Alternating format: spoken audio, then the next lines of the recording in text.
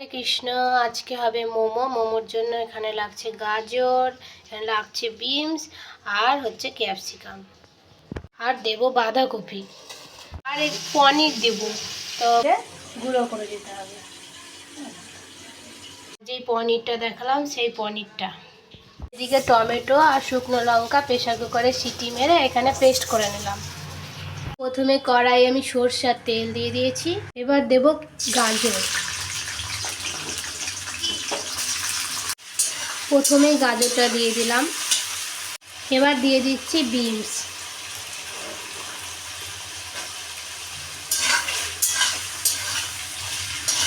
হ্যাঁ, আর দেব ক্যাপসিকাম, দিচ্ছি কড়াইশুঁটি।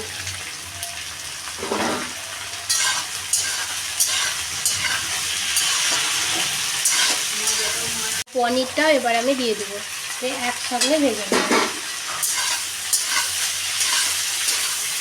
লঙ্কাটা দিয়ে দিলাম, দেবো বাঁধাকপি,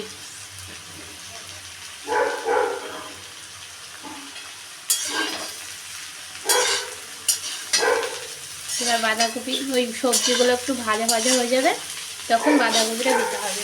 দেওয়ার পর আর গ্যাস আস্তে করা যাবে না, তখন জোর দিয়ে বাঁধাকপিটা দিয়ে ভাজতে হবে, নাহলে আবার বাঁধাকপি থেকে জল বেরিয়ে যাবে। আর দেবো স্বাদ মতো লবণ। এই যে পুর একদম রেডি। এবার আমি এটা নামিয়ে নেব। এই দেখো ময়দা নিয়েছি, আর ময়দাতে একটু সরষের তেল দিয়ে দিলাম, দিয়ে এখন এটাকে ময়াম দিয়ে দেবো। এইভাবে ময়াম দেব ভালো করে। দানার জন্য এখানে দিয়ে দিচ্ছি লবণ, অল্প লবণ দিচ্ছি, বেশি না।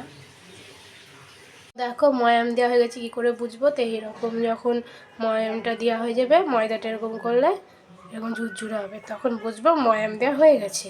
এ দেখো অল্প অল্প করে জল দেব আর মেখে নেব, যেমন ময়দা মাখে রুটির সেরকম করে মেখে নেব। তো ময়দাটা এখন ভালো করে মেখে নিই। আর এই দেখো প্লেন জল বসিয়ে দিয়েছি, আর দিচ্ছি এই থালাটা, জলটা ফুটে যাক। দেখো এইভাবে রুটির মতো করে বেলতে হবে, ব্যাস। আর এইভাবে তৈরি করেছি, তৈরি করাটা দেখাই।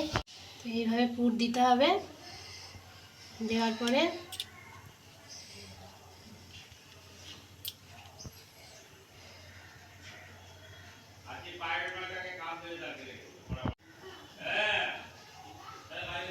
এই যে এইভাবে বানিয়ে দিলে ব্যাস হয়ে গেল, মোমো রেডি।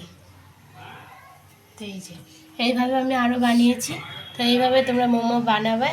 তো এখন আমি মোমোগুলো দেবো, যে এইভাবে দিয়ে দেবো। এই থালাটা একটু তেল গুলিয়ে দিয়েছি, সরষের তেল, তোমরা যে কোনো তেল দিয়ে দিবা। তো এটা এখন ভাপ দেওয়ার জন্য দিয়ে দিচ্ছি। তো এই যে দিয়ে দিলাম, ব্যাস ঢাকা দিয়ে দিলাম। দেখো মোমোগুলো হয়ে গেছে, এবার রেডি হয়ে গেছে। এবার এটা তুলে নিচ্ছি, এই যে তুলে নিলাম। তো তুলে এই দেখো সব হয়ে গেছে। এই যে তোলা হচ্ছে, খুব সুন্দর। দেখো পেছন দিক আর সামনের দিক সব সুন্দর। তো এই দেখো মোমো হয়ে গেছে। হরে কৃষ্ণ। আজকে ভিডিওটা এতদূরই। তোমাদের ভালো লাগলে লাইক করো, কমেন্ট করো, বেশি বেশি শেয়ার করো, আর যারা ফেসবুকে দেখছো তারা ফলো করে দিও।